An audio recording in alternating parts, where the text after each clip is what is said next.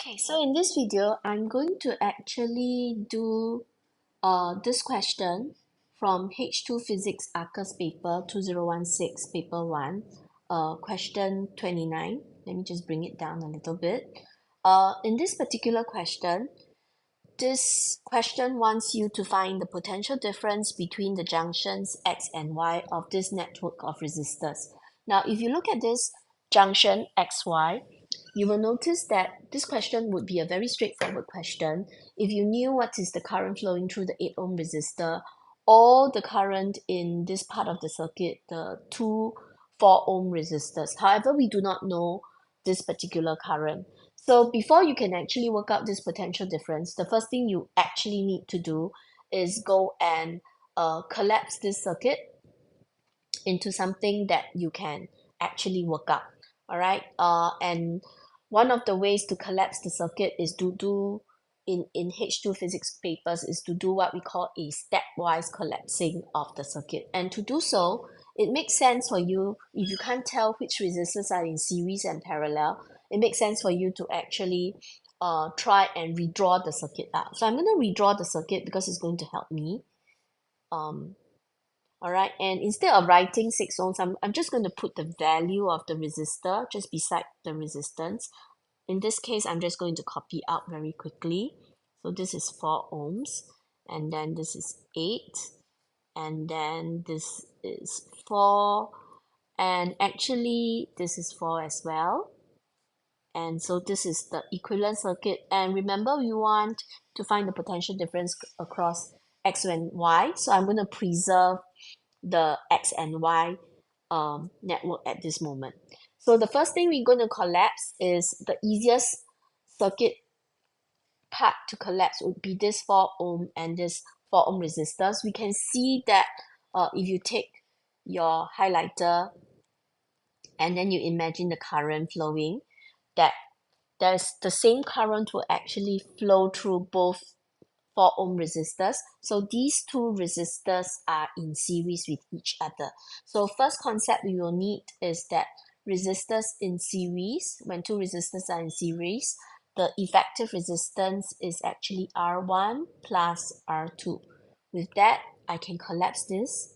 So if you are using pencil in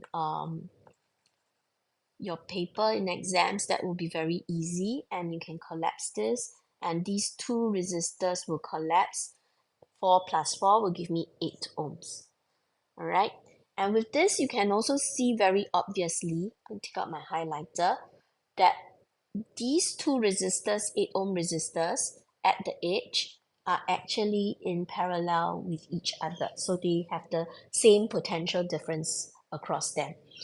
And we know for resistors in parallel, the effective resistance 1 over R parallel is equals to 1 over R1 plus 1 over R2. And so if you take 1 over 8 plus 1 over 8, that gives you 2 over 8. And then that gives you 1 over 4, and you inverse it, that will give you 4. So these two will collapse as well. So you take out your eraser, and I'm going to collapse this.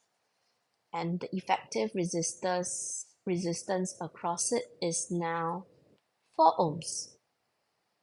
Now, this 4 ohm, if you look at how the current passes through, again, I'm taking out my highlighter, you will see that the same current will pass through your two 4 ohm resistance. Now, if I collapse this two, my XY node is going to disappear. So I'm going to keep this circuit for a while. I'm going to redraw this part of the circuit because I want to preserve my X and Y. Remember, my aim is to find the potential difference between junction X and Y. So redrawing, that gives me 20 volts.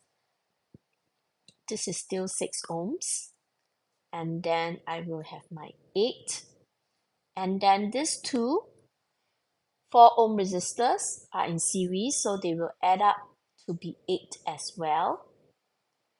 And then my XY actually gets subsumed inside this last 8 ohm effective resistance.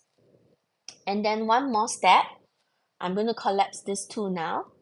So to collapse these two are in parallel. So I repeat my previous trick. 1 over 8 over 1 plus 1 over 8 gives me 2 over 8, which when I inverse will give me 4 ohms. So this effectively becomes 4 ohms. And once I have this 4 ohms, I can see very clearly the effective resistance of this whole network is going to be 10 ohms. And that gives me the current that is being drawn from the battery, and I is equals to 20 volts over 6 plus 4, and that gives me 20 over 10, and that gives me 2 ampere.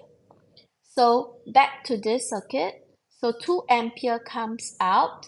Now if I look at this, effectively this part of the circuit is 8 ohms, and then this is 8 ohms. So at this junction right here at the top, it's going to equally split up.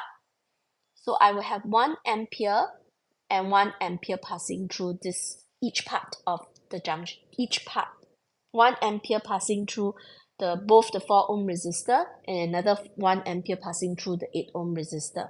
Once I've got that, I'm now able to find the current here that's passing through across X and Y, and that is 1 ampere. So the potential difference across XY will be actually I times R,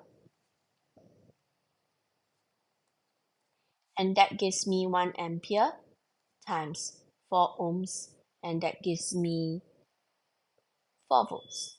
And so the answer is B.